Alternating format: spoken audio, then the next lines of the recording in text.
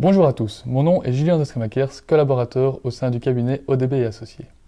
L'objectif du jour est de vous présenter un des points de la réforme du 25 décembre 2017, la réduction de capital.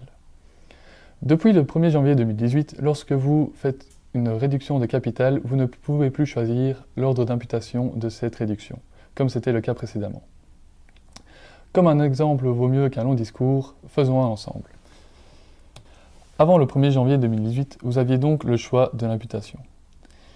Prenons l'exemple simplifié d'une SPRL, avec un capital libéré de 100 000 €, des réserves légales de 10 000 € et un bénéfice reporté de 100 000 €.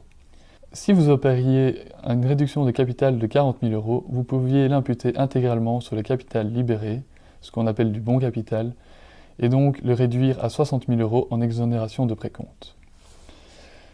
À partir du 1er janvier 2018, vous ne pouvez dorénavant plus choisir l'ordre d'imputation de votre réduction de capital. Elle est soumise à une formule, que vous ne devez pas connaître, je vous l'indique, qui dans notre cas nous donne un coefficient de 1,5.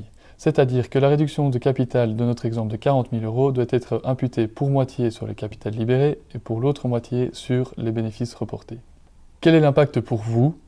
La réduction de capital qui s'applique sur les bénéfices reportés engendre un précompte mobilier au taux de 30% sur les 20 000 € et donc un précompte mobilier à payer de 6 000 €. Pour vous, l'impact, au lieu d'avoir 40 000 € dans votre poche, vous en avez 34 000. En conclusion, nous voici au bout de cette vidéo. Pour toute question, n'hésitez pas à contacter votre gestionnaire de dossier habituel. Et n'oubliez pas, you manage, we care.